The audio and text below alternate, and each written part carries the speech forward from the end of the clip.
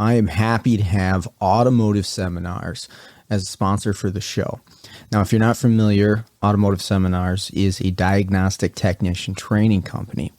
They've got a website that there'll be a link to in the show notes. And what they offer is top-notch training to technicians like us in the field. I've been taking their training courses for years and have got a ton of benefit out of it. They've got top-notch instructors, John Thornton, Scott Shotton, Scott Manna, and every other month they've got a 2-night course that you can sign up for. Join in, ask questions, and afterwards, you've paid for the course, you can access a recorded version whenever you want. You can rewatch the class 2 years later in case you wanted some details on it, and that is a fantastic feature. So make sure to check out the website to see what courses they have available and what's coming up in the future. This podcast is brought to you by Jarhead Diagnostics. Jarhead Diagnostics manufactures in-house diagnostic equipment and storage solutions, as well as distributes for companies like Pico, ATS, and TopDon. One of my favorite tools that I've bought from Brandon and Jarhead Diag is the case for the U-Scope. If you don't have a U-Scope, you probably should, but if you have one, you got to get one of these 3D printed cases, has a magnet on it, has a full-size BNC lead that you can connect to, and it gets rid of the weak point of that scope, which is the mini BNC connection, which is pretty fragile. This case makes this thing nice and secure and makes it an even better tool than it was. So check out jarheaddiag.com. The link is in the show notes. This episode is brought to you by L1 Automotive Training and Keith Perkins. If you're looking for education on module programming, J2534, EEPROM work, key and immobilizer, electrical diagnostics, or drivability diagnostics, Keith has a website, l1training.com, that's got over 60 hours of training videos on all those subjects and more. When I first started out doing mobile, I utilized Keith's videos on module programming in J2534 in order to get my head wrapped around what I would need for the tooling, the computers, the software setups, what kind of obstacles I would be up against when I'm out there programming modules on cars. And it was a huge benefit to me. And I continue to use the training videos that he has on his website. So I strongly recommend checking out l1training.com. We have got Auto Rescue Tools and Isaac Rodell as a sponsor for this podcast. Hey guys, if you're looking for programming laptops, you want the laptop set up ready to go for programming control modules on vehicles, you need key cutting equipment, you need diagnostic tools, Isaac is your guy. Has all that stuff available for purchase, and the support that he offers along with the purchase has been outstanding. I bought some stuff from him in the past. I got my Dolphin key cutting tool from him several years back. And again, the support has been phenomenal. Helped me out along the way with anything additional I needed to make it work for me. Also, for the month of June 2023, they've got Autel updates for sale. So make sure to check that out as well. Again, that's autorescuetools.com. The link will be in the show notes.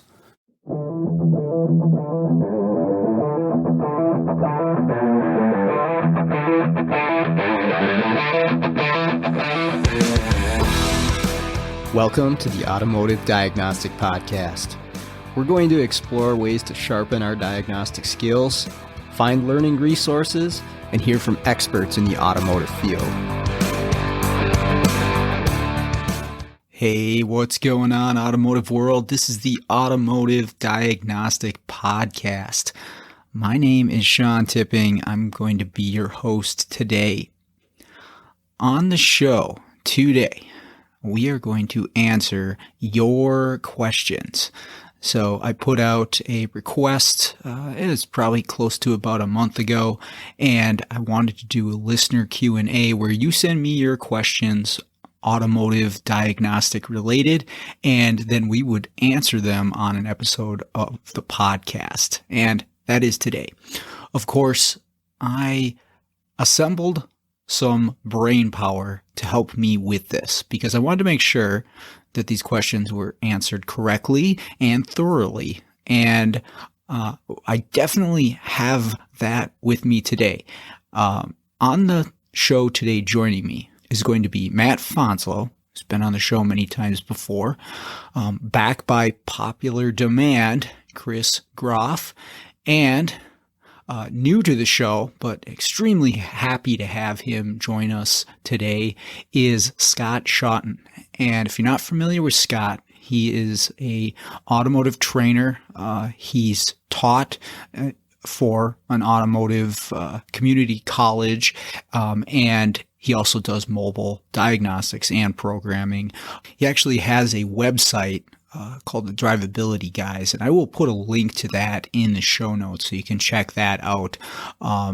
Anyways, all three of these guys are really, really smart and really excited to get to sit down and basically just ask them these questions, and I'll pop in with a little bit of input here and there. But this is really about them helping me out with this, which is really cool. I really enjoyed the talk. So here's the deal. A couple things. This one went pretty long. As you can imagine, we've got a lot of input here on each of these questions. And so I'm actually going to break this episode into two parts. And I'm going to release the first one today on Friday, and the second part, which was really more just discussion than answering questions, that will be released on Monday. The other thing is I received a ton of questions from the listeners, and I just wasn't able to get to all of them in this episode. So if you don't hear your question answered today, don't worry. I'm going to try to get to it in another episode, whether we reconvene with the same group or a different group, or heck, I might even try to hit some of them myself. I will get to all of them as I'm able. But as you'll find out, we go into pretty good depth to answer each one of these questions. But this is going to be part one of the listener Q&A. I'm really excited. Let's get into it. So how's everybody doing tonight? Chris is on mute, so sign language. Yeah, that would probably help, huh? Wouldn't it? There we go. Now we can hear you. You've been so quiet up until now. Uncharacteristic. Yeah. It was all mute. Yeah. So I'm doing good. Just finishing up work here. So maybe we should go around, just do quick introductions. I think everybody knows each other, but maybe not. And then the listeners get an idea who we've got going here for this Q&A. Matt, I guess if you want to start, everybody knows you. So I'm Matt. There you go. Everybody knows me. And I hate to follow suit, but I'm Scott. I work on cars. And I'm Chris, and I work on things, and sometimes I even fix them if I'm lucky. Chris has got a background of a library that I thought was a Zoom background, but it's actually his library, and it's all books he's read cover to cover. I was wondering that. Actually, I wish, except off to the, I guess, my left here, it's nothing but wine glasses and all, and I'm not that classy. I mean, I drink bourbon out of a Wally Moose glass most days. Well, we got a lot of brain power here, which I'm happy about, because I'll just sit back and ask questions here, which is going to be. Scott's camera is not working. I think my earbuds aren't working. I thought I heard something about brain power, but check. I appreciate you guys joining in with me on this to answer some questions. I put it out to the listening audience a few weeks ago to get some questions, and I got a whole bunch, and honestly most of them were biased towards network questions, which I guess makes sense. Oh, hey, there's Scott. Yeah, we got it. Figure it out. Most of the questions were biased toward network, so I thought we would just sort of focus on that. And it makes sense. I know the shops I go to, a lot of times I'll get calls, and it's almost the point sometimes where the guys will get into a network problem or they see a U code and they don't even attempt anything. They just, okay, let's send it somewhere else or call somebody, or I don't know what the other options are, but I think a lot of technicians do have some fear going into figuring out network communication problems. So we'll focus in on those questions and see where this goes. All right, sounds good. So we starting with number one and working our way down then? So I kind of reordered the list of the questions, but we'll just do all the network ones and then we'll kind of see where it ends up. But I have a feeling that'll probably take up a decent amount of time just to get through those. So we'll start out with number one, which is about breakout boxes. And this listener was asking about what brand of breakout box we would recommend. And he did make a suggestion, which was the Go Diag GT100. That's a particular breakout box. I guess it has a memory saver function. He's wondering, do these work on every vehicle? And is there any potential to damage modules, which that gets into the specific breakout box, but maybe we can just start with defining what a breakout box is in case someone doesn't know, and then we can talk about brands. Yeah, I think we're assuming it's a DLC breakout box, specifically OBD2. Yes. So it's. Oh, go ahead. No. So the Go Diag, I actually just looked into it. Primarily, I do run the AES Wave Smart Bob. I've got mine set up with the isolation switches and the voltmeter readout. The Go Diag is a OBD2 breakout box. It's actually kind of got a few extra goodies depending on who you buy it from. That's really set up, makes it a nice setup for bench programming. Bench programming modules, things along those lines. They're $99 to $150. I actually just ordered one about a week ago. I'm waiting for mine to come in, so I'm not super familiar with all the functions on it. But just like most breakout boxes, it's got power LEDs, ground LEDs, network commline LEDs that flash when you got stuff going on. So, yeah, I have a couple of AES Wave. I don't necessarily trust the LEDs for communication. I saw your finger go up, right? I personally have 3 of the AES Wave ones, and I forget the actual part number. It doesn't really matter, because when I get into any network issue, I'm plugging that guy in and I'm going in to test. I'm not going to trust the LEDs. So I can't say that the bells and whistles of the breakout boxes are a benefit. I just like the ability to connect to the data link connector and have a great place to test without damaging the connector or pin tension or anything of that nature. So brand wise, I'm not that specific about it, and the bells and whistles, I'm not that specific about it. I just so happen to have 3 of the AES Wave ones, and I use them all the freaking time. Whenever I have a network issue and I'm going to connect to the data link connector for anything with a scope or even a voltmeter or ohm meter, okay, which is rare for me, but if I do that, it's through that box, through one of those boxes. So I guess it doesn't really matter which one you use. I think for the diagnostic purposes, the bells and whistles. Yeah, I have AES Wave Line Spice or Smart Breakout Box. Same reason. I think the maybe what we skipped over is the reason you would want one is so you're not probing the front of the DLC and potentially spreading the pins.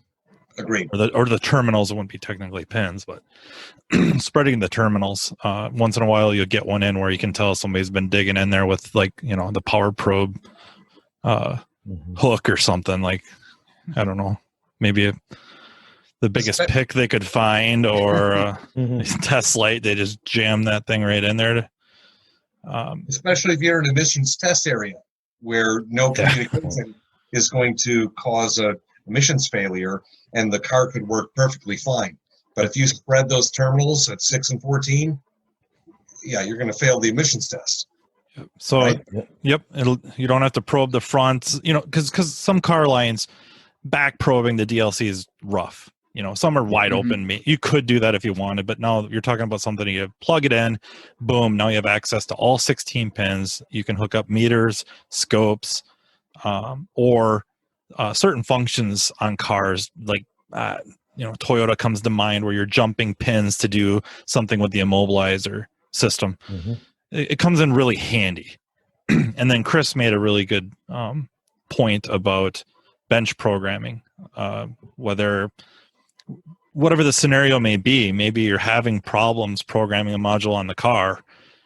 You could try to disable the network or whatever in such a way that you can focus on that module, or if it's easy to get to, pop the module out, power ground on the bench, use your breakout box here connected to a scan tool and the jumper wires for CAN or whatever the network's going to be, to program that module specifically. And I've heard of the one you're talking about, and it sounds like it lends itself very well to that. No, I was just going to say, personally, my go-to one is the Smart Bob from AES.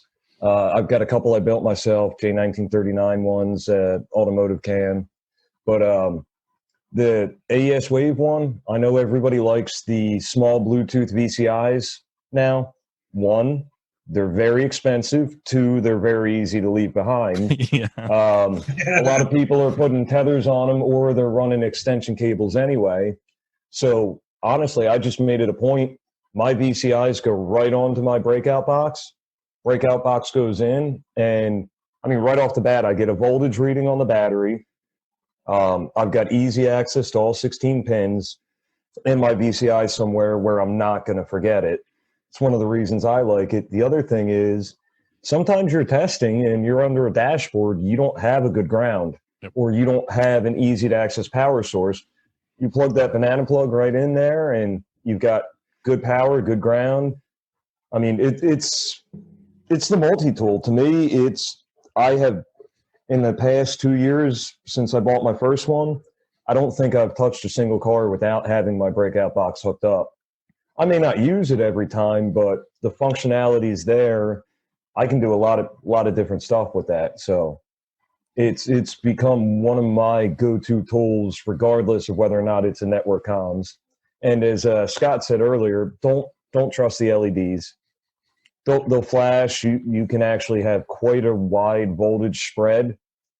And you could have we'll say 2.5 to 3 volt switch. And depending on the breakout box, you'll get flashing lights.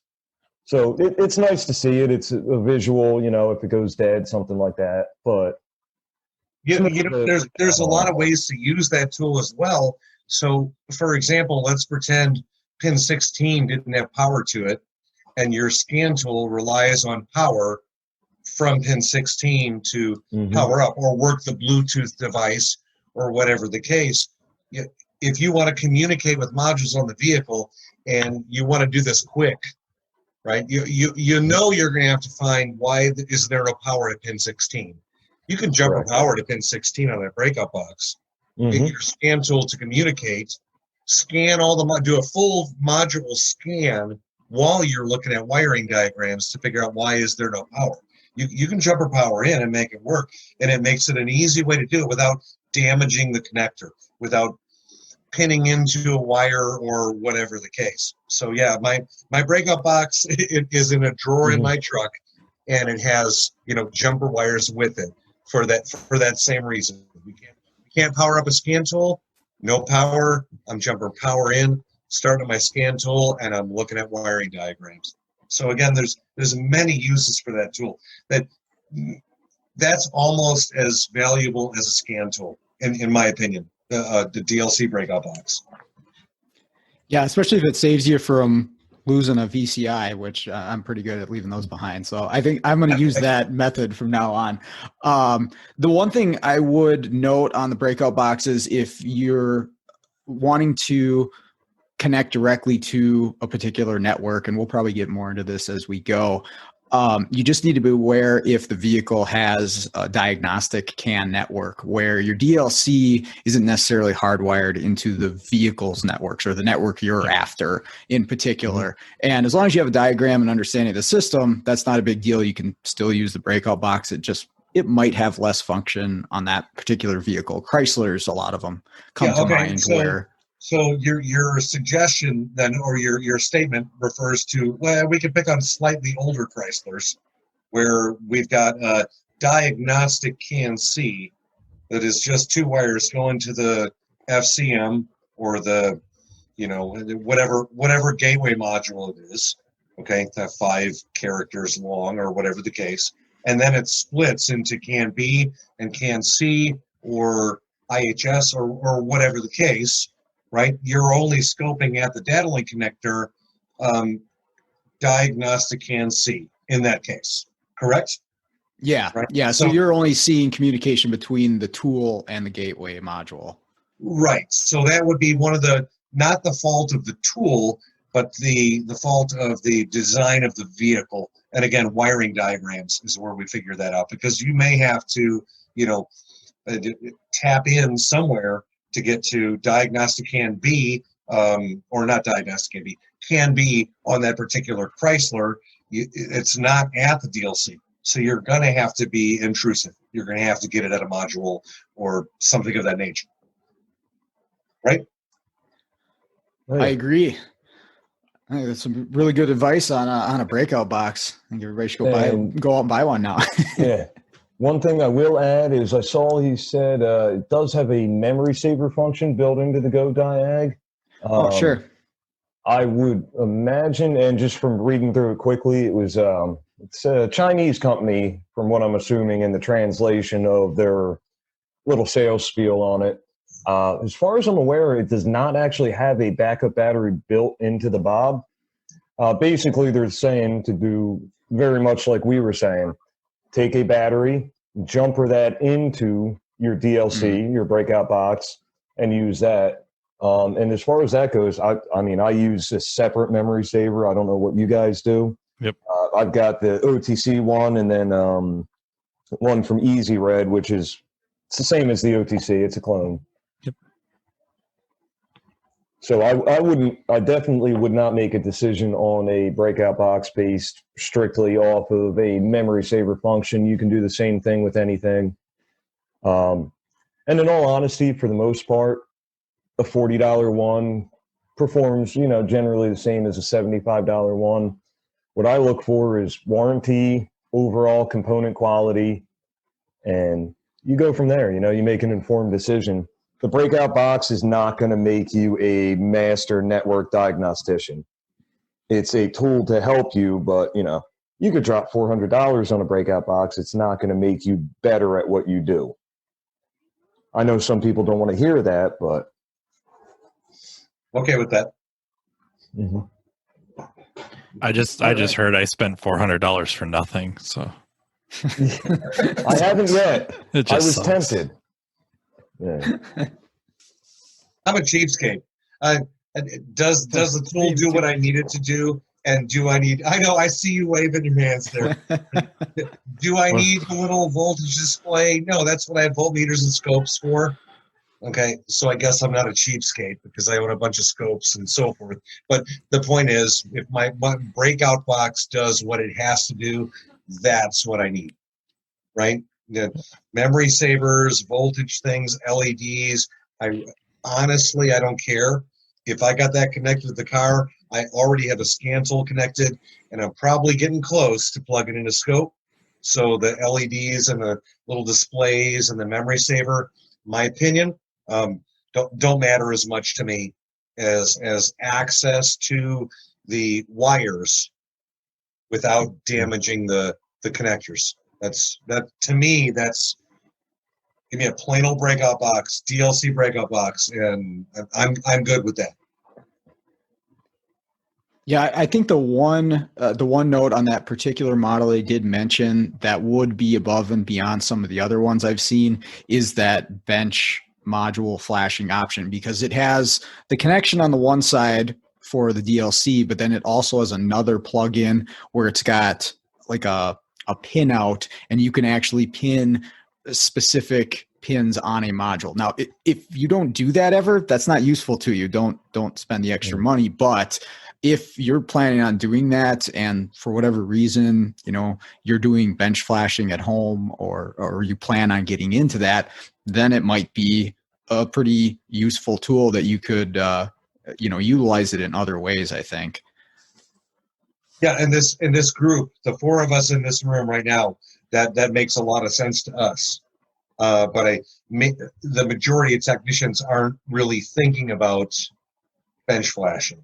Okay, and I'll be completely honest. I have made bench flashing tools from old breakout boxes and I even went to the junkyard one day and pulled a couple of modules out of cars and cut the harnesses off just so I could program modules on the bench to try it.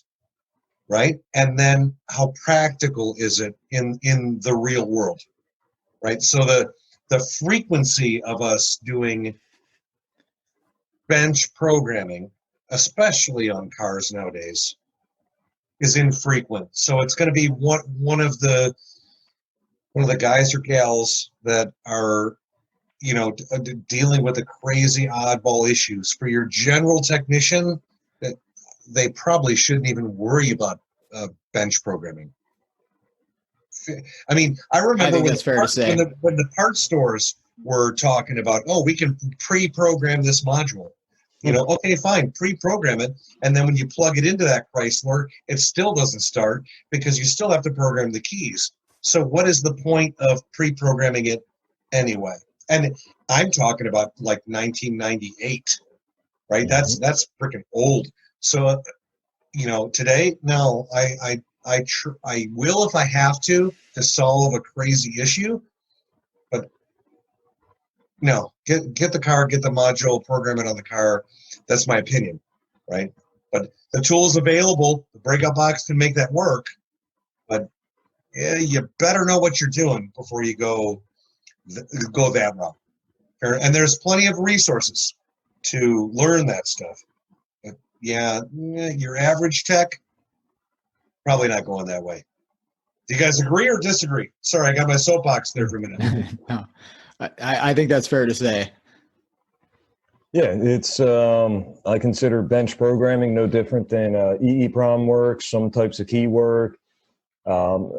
There's a time and place for it. There are people who are doing it daily because that's what they've come to specialize in, and there's people who aren't.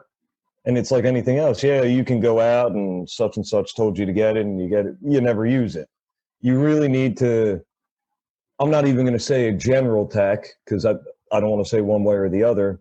I'm saying you just need to look at what you're actually doing. If you've never yanked a module out of a network to program it, don't be worried about that stuff. When the day comes that you run into that situation, then you can think about it.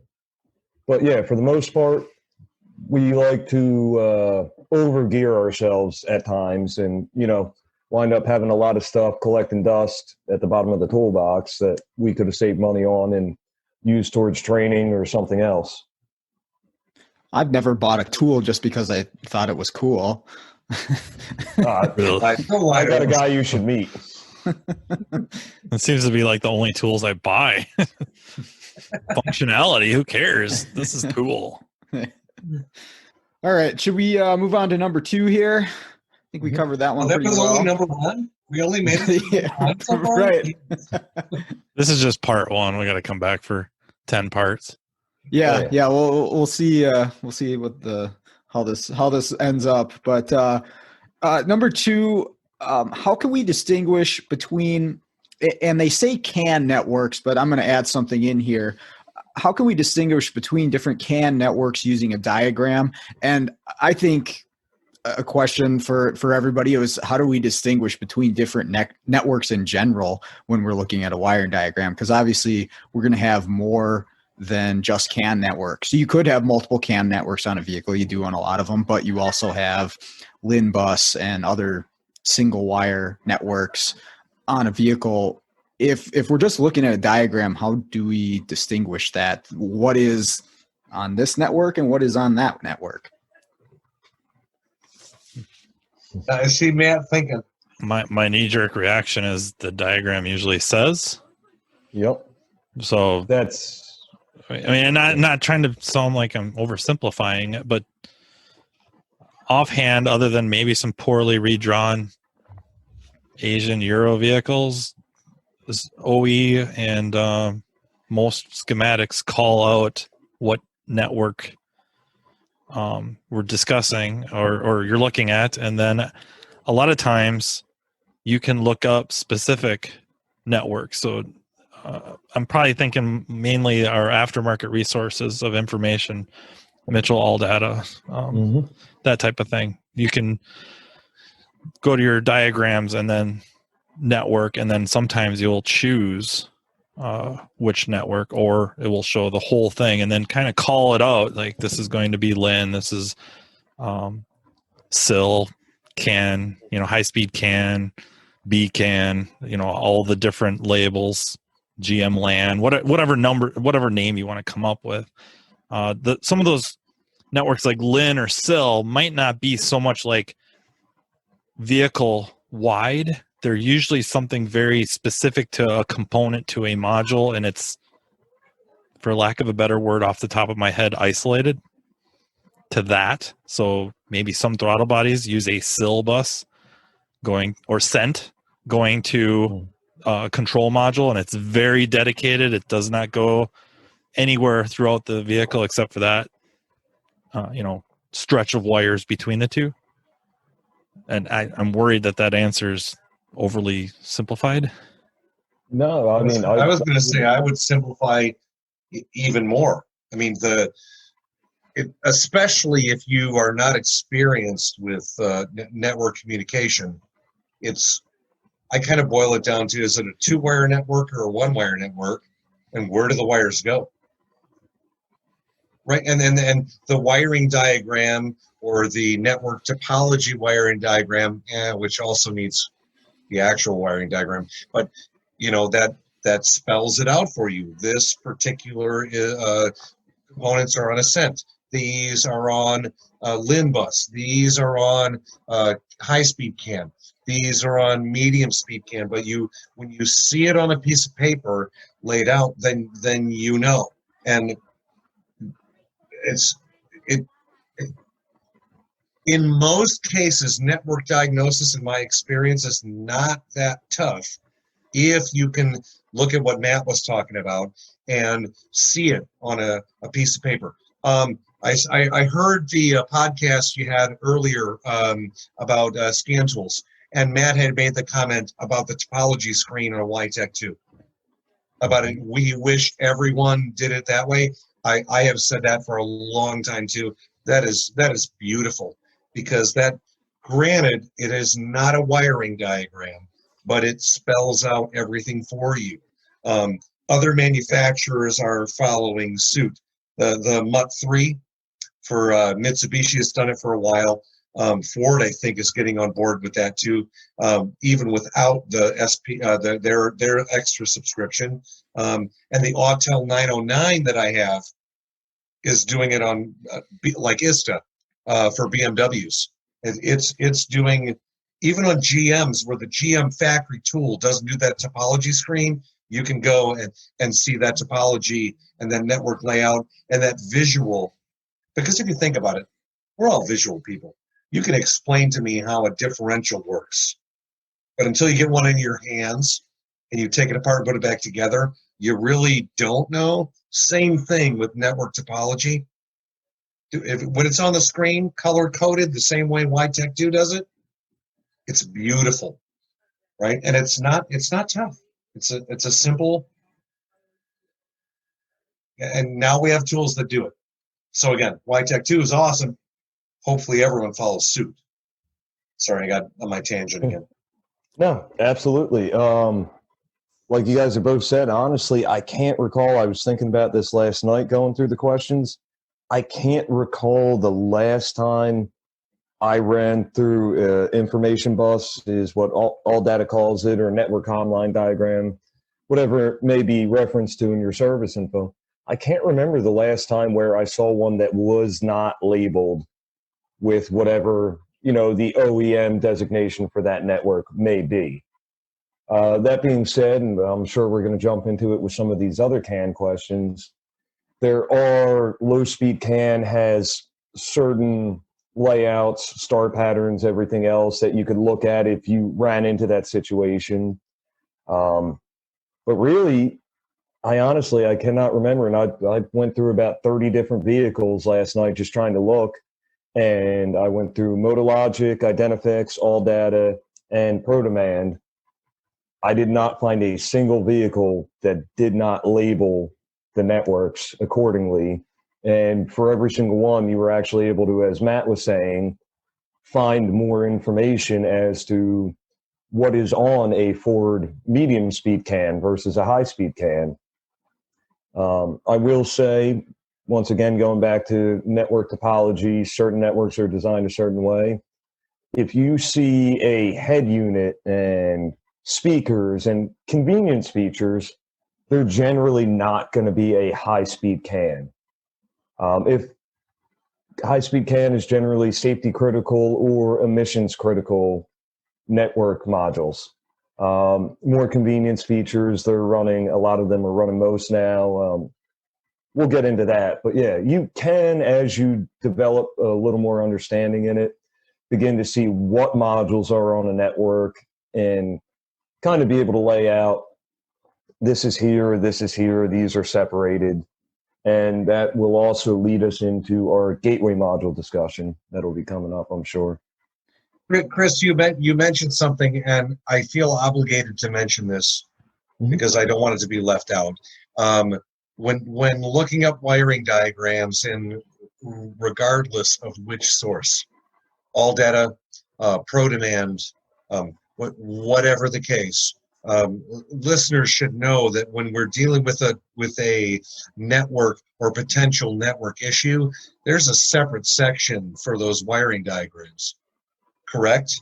So in ProDemand, I think it's called, I can look it up right now. Computer data lines is what they call it. Computer data lines, right? Yep. And then All Data calls it something else.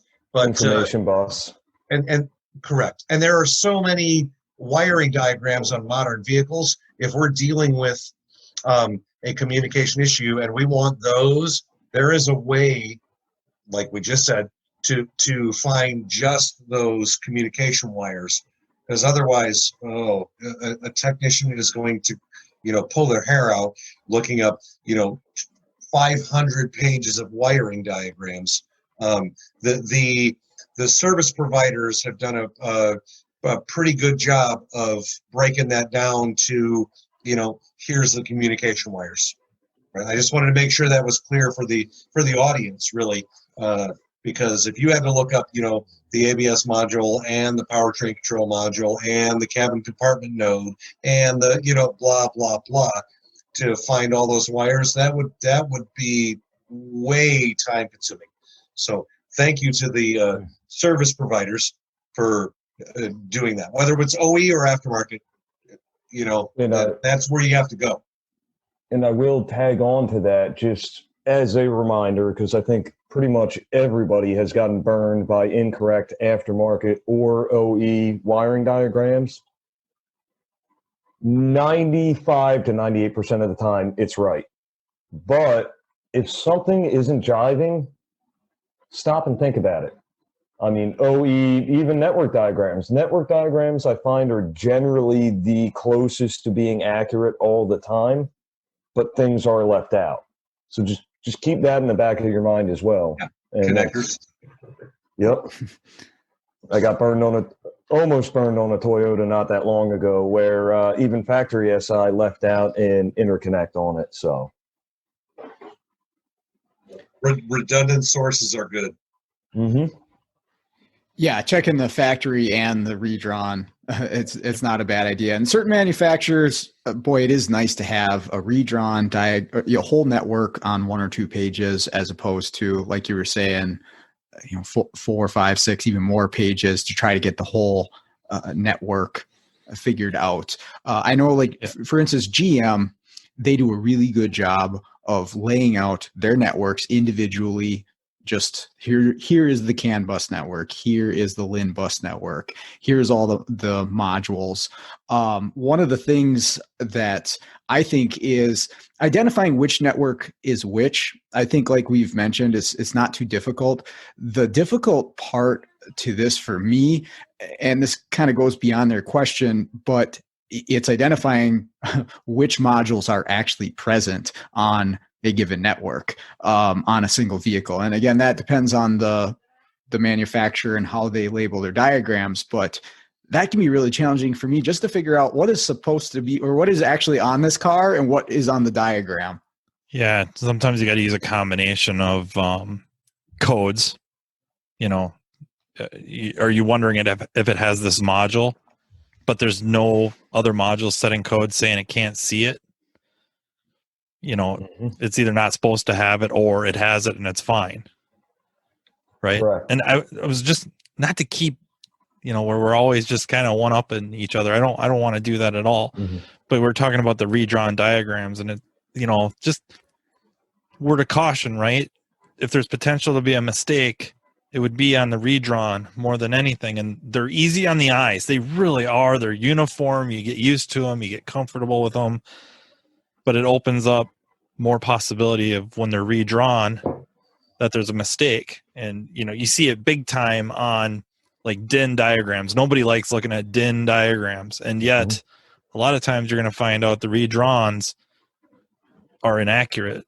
Exactly like Chris was pointing out. You go to the DIN and you fight through, retrain yourself how to read the DIN and pay the price, and it's usually pays back in spades in that now you have this wiring accurate diagram, that takes up 35 different pages, but absolutely. Yeah, you got to follow. Agree more. If you read DIN diagrams, you know exactly what I'm talking about. Yeah, and for clarification for everyone that's listening, you're talking about like Volkswagen, Audi. Yeah, almost specifically. They're Yep. I don't want to say they're the worst, because once you're kind of used to them, right, I gravitate more towards them, and it's not like because I think I'm a badass. It's just you get burned enough on the redrawns that, okay, it's not so bad. And especially when the links work on the DINs, that's that's nothing better than that. It's a happy day when that happens, right? Yeah, it's the learning curve too. Yeah. So I could give you an example from years ago. I used AllData for many, many years from the shop I worked at, and I hated Mitchell. Or now it's ProDemand or whatever the case. Now I have access to both, and sometimes I go one, sometimes I go the other, sometimes I go OE. I kind of like having access to all of them because the Mitchell ones, let's pick on a Volkswagen. The Mitchell ones or on ProDemand ones are easy on the eyes, but then you go to the DIN diagrams for Volkswagen. If you don't know how to read them, you're going to go back to the Mitchell diagram. But it left. What's a J5924? I have no idea what that is. Right? Acronyms, leaving connectors out, things of that nature. So I mean, it's again having multiple resources and practice.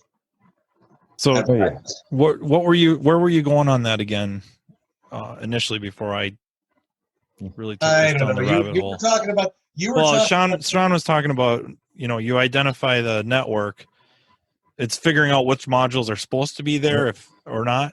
Yeah, I was saying that I found it challenging on certain vehicles, especially something with a lot of modules, just to, I think it's more difficult to know which modules are actually equipped on this particular vehicle. And it really depends on the brand, how easy or difficult that's going to be.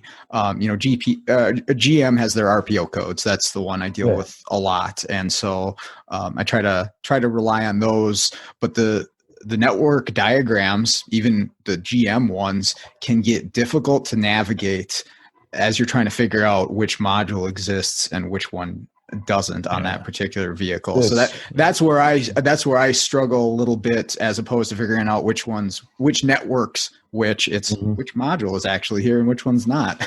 Yeah. Especially with a lot of the breakouts where you'll have, option 1, option 2, depending on the codes. That can get a little dicey, even if you are familiar with what's on it. Another thing, I've been getting a lot of messages with people who have bought the Altel Ultra, or people who are starting to use YTech, who are just getting used to seeing a network topology laid out, and they're seeing modules that are non-responsive. And they're freaking out. Oh, I've got, it's got 35 modules on this topology report, but only 6 of them reported. And that makes it a little different too. We're reaching a new level in aftermarket tooling where we're seeing things we're not used to. And once again, we're jumping into, does it have this module? Does it not? As Matt said, we're looking for a great indicator is what other modules are tattletaling or not tattletaling on that module. Now, personally, I don't do a lot of European work, but I have been told many times that certain European manufacturers, if a module is non-responsive long enough, the rest of the network can actually code it out and it stops looking for it. So that's another wrench in the works. I mean, that comes down to service info, experience, and maybe a little bit of common sense.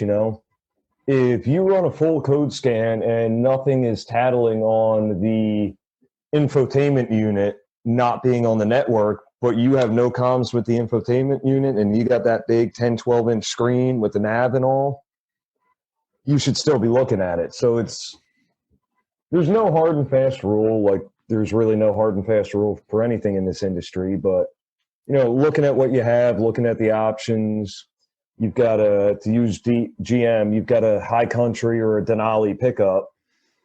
You're probably going to have a lot more modules than your work truck edition. And you can kind of piece together some of the things and familiarity with the vehicles. Chris, you made a very valid point, and it probably pertains to a lot of the questions that have been sent out. Do a full module scan, and some of it is common sense, right? So if you've got no communication with a nav unit and you can see there's nav on the dash, yeah, easy enough to tell. And tattletales, I think, is how you were referring to it.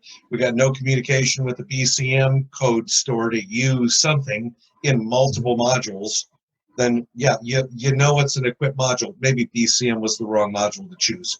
Okay, maybe object detection or something of that nature, right? Maybe it's equipped, maybe it's not. If we got multiple modules setting communication codes with that module and it doesn't show up on the full module scan, again, I'm getting to the point now where I'm not even doing that much body shop work, but I'm doing full module scans as soon as I plug into that car, because there are so many interrelated things and some common sense. Hey, if I got no communication with the ABS module, it's grayed out on the topology screen, no matter what car it is, no matter what scan tool it is, and I look under the hood and go, oh, it's got ABS, right there. There's an issue. I mean, sometimes it's not tough. So yeah, do the full module scan and use some common sense. So I totally agree with what you were saying, Chris. And think maybe what else addresses it is a lot of times if you go to factory info, sometimes it's worth plunking down the $20 or $40, whatever it is. I guess the dollar amount doesn't matter for 24, 72-hour access, whatever that may be. And they'll have a VIN inquiry where you can paste the VIN in and search, and it will give you kind of the load out of what that vehicle came with. GM might be all the RPOs, but Toyota will list off everything that's in there. All of them. I shouldn't even point out specifically. There usually tells you what it came equipped with. That will help. And then another way I've found I gravitate to more and more is if your shop management system, or I shouldn't even say shop management system. If you have access to something called Repair Link, where you order parts from the dealers Mhm. You can, when you're looking at parts, you put the VIN in there, and then there's a little tab called VIN attributes, and you click on that guy, and a lot of times that will give you that same loadout, if that's even the right term to use, what the car came equipped with.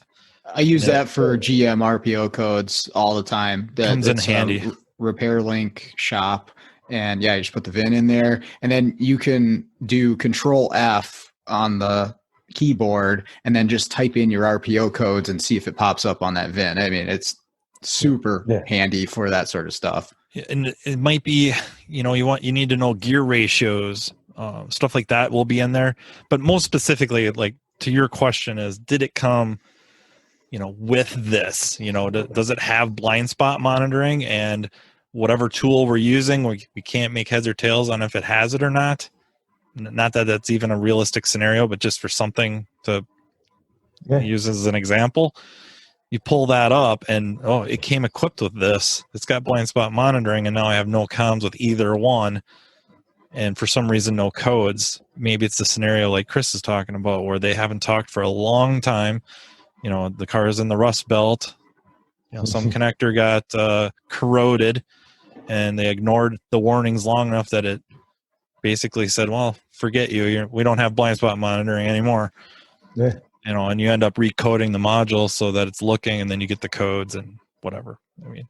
And I will throw in real quick here, just for the chance that you got some heavy-duty off-road listeners who aren't understanding what we're talking about. Caterpillar has a system. You'll have an engine serial number, and you'll have a core arrangement number as well as an arrangement number, which basically states each one of those is a VIN number. Your core arrangement number would be your base package, a Silverado pickup, a BMW 3 Series, whatever. And then your arrangement number gives you everything for that specific engine or machine, down to which pistons, which connecting rods, which whatever is in it. And it's actually one of the few things off-road and heavy duty is above automotive on, is I can go with a specific engine or machine, and just by running those numbers, the factory service info will actually completely kick out anything unrelated to it. It is no longer even available in service info, and that's not really something I've seen on the automotive side yet. But yeah, well, we have wire colors. You just have white with numbers. So yeah, I've worked on that. It's a nightmare. I did fire trucks. They were the biggest nightmare. Oh, in the I world. bet. Yeah, try a military vehicle that has all colored wires that are probably white, but then they're painted green and they have little tags clamped over them, and they're painted green, so you can't read anything. That was the first few years of my career. How come you couldn't find that broken wire? It was camouflaged. Come on. Yeah, right. I can't see it. But if you think about it, think about some of the, for lack of a better term, the reverse engineering skills you built. Yeah, you had a schematic. Yeah, you had the vehicle. You had symptoms. They didn't always match up. You still had to figure it out, and you developed techniques and thought processes that allowed you to get through it. Right. I agree. I think he started. Probably one of the reasons where I am where I am now, because I in the Army, I learned backwards. I think he just bought a parts cannon. They taught me well. They didn't. What was that at? I missed that. Sorry. That was Chris. I didn't say anything.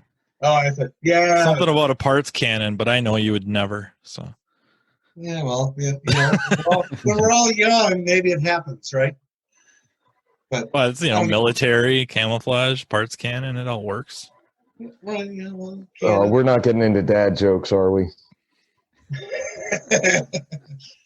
All right, I'll leave dad jokes alone. my kids complain enough about my dad jokes. So, all right. I think we definitely covered that one pretty well. Let's move on to number 3. This listener asked, longer than Shark Week. Yeah, we'll see where we're at after this one. Shark Week? I gotta go. Sorry. Just joking. How can we tell which module is the gateway? Is this a standalone module or is it part of another module? Loaded question. Yeah. It depends. Like part of me wants to say yes. Yeah, it really say depends no. on the vehicle. Some gateway modules are quite literally built into your DLC connector, your OBD2 port. It is all one piece. Others are located elsewhere in the vehicle. Generally, the easiest way to tell, which jumps back to our distinguishing different networks, if you've got more than one network type going into that module, that's going to be your gateway. The gateway, it can be a confusing term. I call it a translator. If you see multiple modules, I think of it as multiple languages, or I'm sorry, not multiple modules, multiple networks. I treat them as different languages. I completely agree with that statement. When I was teaching college students, I would say the same thing. Let's pretend that high-speed CAN is Spanish or German, or it doesn't really matter. And when you look at the topology or the diagram, and let's just pretend the totally integrated power module is the module that is talking on English in one line of communication and Spanish in another. If they both connect to that module, it's a pretty safe bet. Not always, but it's a pretty safe bet that that guy's the gateway. And so I completely agree with the way you described that, Chris. It was a good job answering that question. I was going to say that one is fairly straightforward. I did do a little research, and just to pull off a Ford real quick here, gateway module acts as a central gateway to translate messages across all vehicle controller area networks and vice versa. Gateway module is the only module on this vehicle with this ability. It also serves as a termination module for each network to which it's connected. Now, that happens to be what I look up, 2019 F350 I had in the bay. So that's not to jump off into my love for service info, but that tiny little sentence there acts as a termination module for each network that it's connected to, diagnosing network comm issues. If we've got comm issues on multiple networks and we've got a gateway module in there, well, now we know we have termination resistors for each of them within that gateway module. That may help direct our diagnosis one way or another. So just to throw a little extra info in there. But the one thing I would add is going back to, we mentioned the diagnostic CAN earlier, where you're just linked between the DLC and a module, and it is a diagnostic CAN. Whatever module that connects to, that pretty much has to be your gateway as far as I'm concerned. So if you have that on your car, if you're working on a vehicle, I can think of a Volkswagen I was on recently, or older Chrysler, and you have a diagnostic CAN connected to that DLC, that's your gateway for sure. And again, you need a network diagram to know that, but that you could be pretty confident that is your communication hubs for any other network on the vehicle. That just illustrates the importance of the topology diagram. Oh yeah. For actually the question we're dealing with now and the question from before, the topology diagram is, you need it, right, to answer any of these questions. The next questions coming up are probably going to have to deal with that as well. Yep, and I will throw in one tiny other little piece, 2019 Durango, all right? Chrysler specifically calls out the fact that the security gateway module is a frame gateway. We'll discuss frames. Actually, nobody else is going to be able to see this, but Sean's got CAN frames in his background right now. We'll be discussing, but it's a frame gateway, not a signal gateway. And that's something that will vary a little bit across manufacturers. A frame gateway is basically a communication module or a translation module that takes network messages, or how I like to refer to them, indirect inputs, and sends them across the vehicle.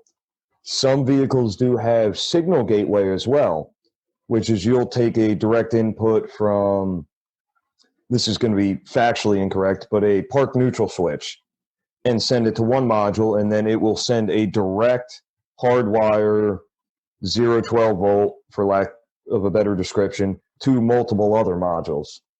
So that plays into your network diagnostics as well. I mean, unfortunately, it's not as cut as dry as we would like it to be at times, and it's Chrysler, so not even to get into the whole Stellantis merger. All right. We want to do one more. We're at an hour here. Just keep I'm going. up till 3-4 o'clock in the morning anyway, so I'm ready. All right. Number 4. This was asked by some guy named Matt Skundrich. What's the difference? He'll take questions from anybody. That's right. What's the difference between CAN FD HS, which is high speed, MS, medium speed, and just regular old CAN in reference to the protocol, and how does it affect us as technicians?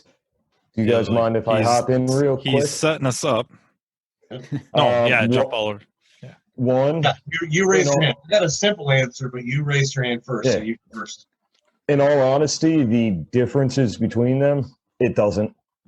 In 99.9% of cases, the difference in baud rate, bit mapping, your verification fields, everything else, it really doesn't matter. Do you, as a technician, and I'm asking all you with more experience than me, have you ever come down to something where you're concerned about 125 kilobits per second versus a 500 or 1 megabit per second communication rate?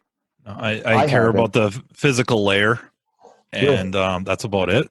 Yeah. The only thing I can think of with that question, specifically with CAN FD, depending on your scan tool, and the only scan tool offhand I can think of is Autel pre-Ultra series, is you need a special adapter to communicate with CAN FD.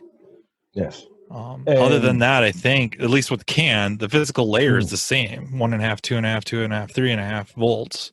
Yes, for the most part. So if you go through the SAE and ISO standards on CAN and everything else, and just because I can't remember everything, I'm just going to throw some of these. High-speed CAN would be ISO 1189-2. Low-speed CAN would be 11898-3. Basically, same physical layer, the same stuff we're looking at the scope. CAN FD, really the only thing there is, as Matt said, certain tools can't utilize that. The reason behind that, though, is CAN FD switches between low speed and high speed data transfer as needed based off of network load. That's probably data. That's a good thing you said that. It's not forward or anything. Nothing like flex ray. It's flexible data. So just like Chris said there. Yeah, it's if I recall correctly, it's CAN FD can actually run up to 5 times the maximum speed of a typical high-speed CAN bus. So it's 5 megabits per second. In all honesty, most high-speed CAN networks don't even run close to 1 megabit per second. And that's going off into the weeds. There is some different network architecture as far as the data messages. You can pack more data into a single packet on CAN FD than you can on CAN high speed. Yep. But really, unless you're getting into some in-depth network decoding, which I've run into 2 instances in my entire career that I needed to decode CAN messages, and I was working for a dealer, and the factory did it for me. You can get off on the weeds in that. Technically, low-speed CAN, depending on where you read, if you read the SAE or ISO standards, does not use your typical termination. I actually wrote this down because I did not realize this. The overall termination resistance should be close to, but not less than 100 ohms, which is a little bit different than the 120 ohms we're used to seeing. So flex ray is 100 ohms. This would be for low speed CAN. I'm sorry. Okay, so FlexRay is also 100 ohms, just in case you didn't know. Really? It's 120. No, I didn't realize that. So yeah, so it's small differences, but honestly, I can't recall a single time other than my own interest where getting that in depth into it really made a huge bit of difference. Okay, so from the average technician's diagnostic standpoint, okay, you use the term going into the weeds a little bit, and don't get me wrong, I'm extremely interested. I'm sure Matt is as well, and we have some information here. But when we're diagnosing as an average technician, to me, what's the important part? What are the voltages supposed to be? If we're looking at a scope catcher, right? What are the voltages supposed to be? Is communication happening? So some of the details that we're getting into, although they're great to know, they're not really. The question was, what's the difference between CAN, FD, HS CAN, and MS CAN? And CAN, if I'm reading that correctly, Sean, if I read the wrong question, I apologize. When it comes down to diagnosis, is if they're probably all supposed to be CAN high 2.5 to 3.5 volts, CAN low 2.5 to 1.5 volts, and relatively square waves cancel each other out. We can measure that on a scope. Not so good with a meter, but we can measure that with a scope, even if it's one channel at a time with a U scope. Doesn't matter. We can measure it because most of the time we're not decoding, right? We just need to know the scan tool first. Can we communicate with this module or this network? Can we see a good signal? And if you know the voltages, I don't care if it's what PT CAN on a BMW or normal CAN on a Ford, high-speed CAN on a Ford, they're pretty much going to look the same. And I'm really, as far as diagnostically on your everyday failure, I'm not concerned about the baud rate, how fast they're talking, or what they're even saying, right? I just want to know, is the signal there, and can I talk to it with a scan tool? So I hate to cut that conversation short. I really didn't mean that because it's all valuable information. But you know what are the key points? Do we have good square waves and the correct voltage? And can we talk to the modules with the scan tool? I think those are the three real points. And I'm sorry, Chris, but you said it. Yeah. We were kind of going off into the weeds, which I'm cool. I'm good with going off into the weeds. No, mea culpa there. And I wanted to add with what you were saying, actually, the U-scope was the perfect example. I will go off into the weeds with anything.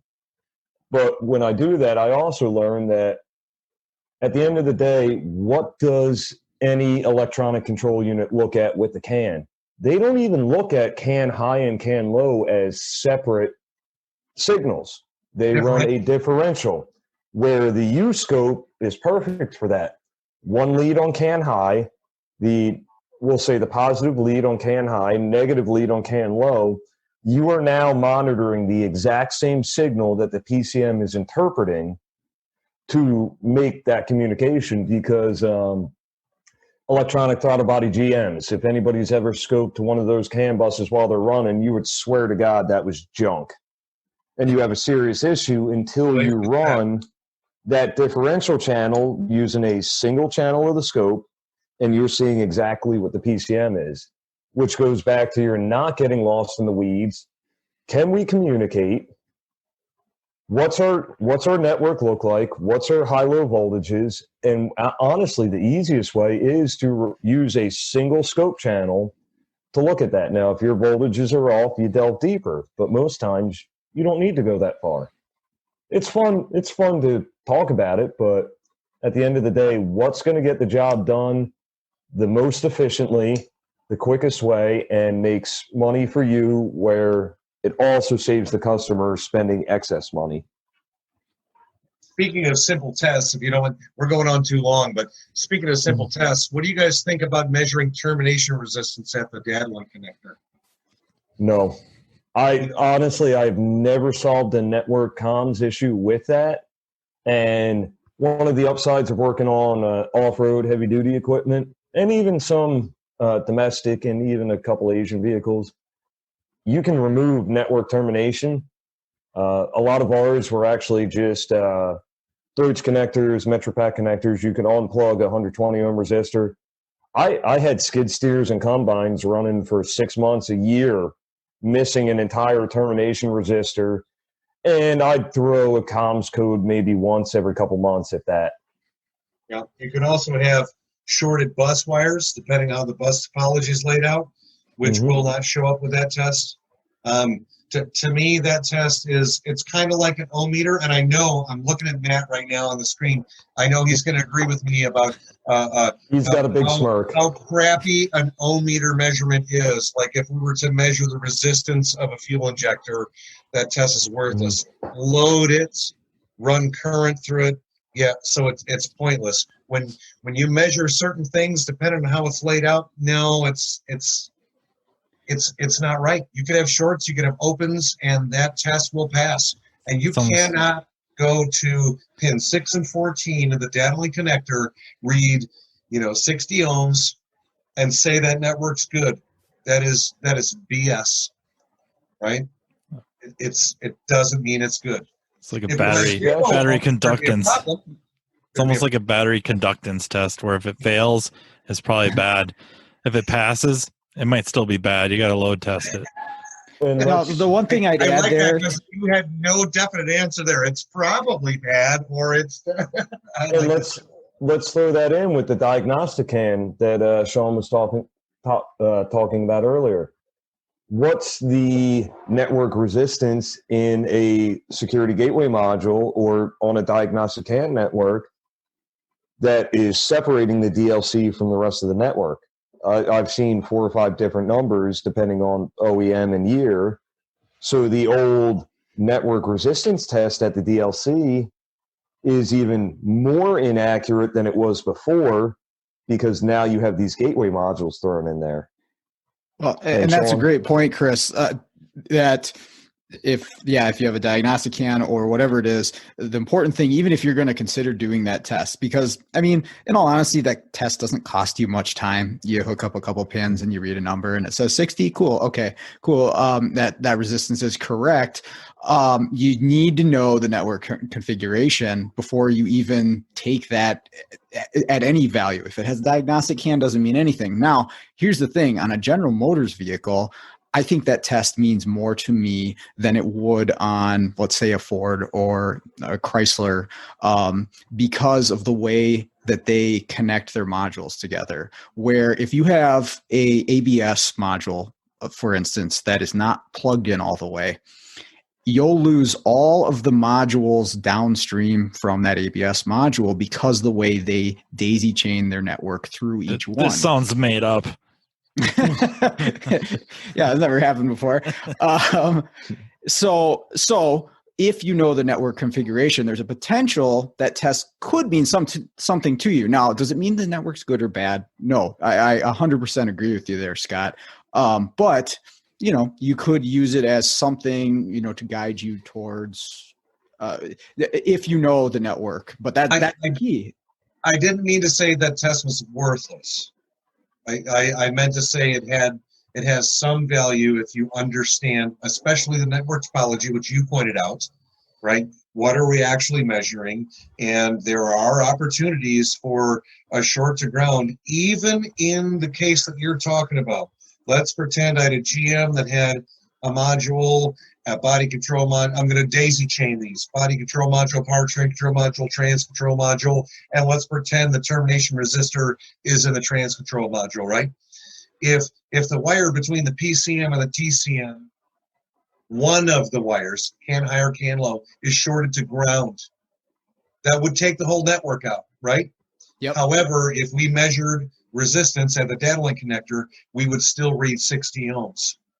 It would still pass that resistance test, even though the bus was shorted to ground. So that would be an extreme example. But my point. So again, it's all these pieces we're putting together. That's what, you're very experienced at doing this sort of thing. So when you do that test, that variable pops up into your mind. And that's the advantage you have for doing this for so long. And I think it's what everybody strives to, is to be able to do a test and then pop up all these other variables to say, well, what if this is the case? What does this result mean? I think that's what we all need to work for, is really considering what are the potentials for the result of this test that I got. And if you really start considering those different things, you could get into the weeds, which I've done plenty of times, but it might save you from making the wrong call too. Yeah, it's the fine line between paralysis by analysis and being able to make a valid judgment call. And just because I like stirring things up a little bit, I'm going to throw out a little term here, switchable CAN bus termination. I made a video on this a while ago. It's something that's starting to see its way into certain industries. Modules that can turn on and off a termination resistor located within it based off of network topology. Say we build the exact same Chevy truck wire harness from the work truck up to the Denali, right? We're adding modules. We're changing our topology. Our termination needs to go in certain places depending on the module topology, how the network's laid out. But also, a module starts to fail, it can then switch itself off. So now we've got some I believe late 2021, early 2022 are going to be some of the first vehicles that will be running into this being an OEM standardized use. But now you've got modules that can turn on and off network termination resistance. That's yet another thing in the future we're going to be looking at, where that old 60 ohms at the DLC is going to be even more up in the air. And like I said, I just like stirring the pot a little bit and making people research. That's what a scope's for. You don't need a scope. I've got 3 different sizes of hammers. I've got 2 different torches. And I've got a bunch of butt connectors, so I can fix anything. Scotch locks. I was just going to say, I got to show them Scotch locks. Whoa, no. If I'm going to be using a Scotch lock, I'm going to a marine grade wire nut. I mean, that's the professional way to do it. All right. That was a lot of fun. We got a lot of information covered there, and just editing this section of the podcast, I picked up tips going through it the second time over. There's so much good information there as far as approaching network problems and network diagnostics. So I hope you enjoyed that, but keep in mind that is only the first half of this discussion, and we covered most of the questions in this portion here. There is a whole nother half to this, because we went on for quite a while, and the second half is more just sort of casual conversation, automotive related, of course, but less about our specific questions and more about general things in the industry. So I'm going to release that as a second part on Monday, so you can check that out. Hope you enjoyed that, and let's get out there, start fixing the world one car at a time.